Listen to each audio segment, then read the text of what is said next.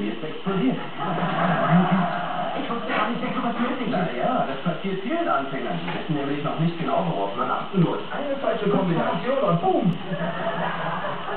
Und wieso wird man darüber nicht besser tun?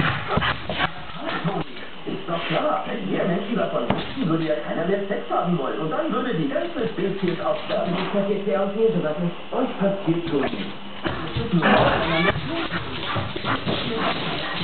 Ich muss Tochter sein.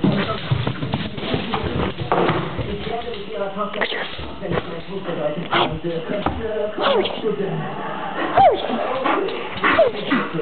Also, Tatsache ist doch, dass du noch viel zu unerfahren bist. Ja, das ist wahr, Mr. Kai. Deshalb versuche ich ja gerade nicht weiter zu machen.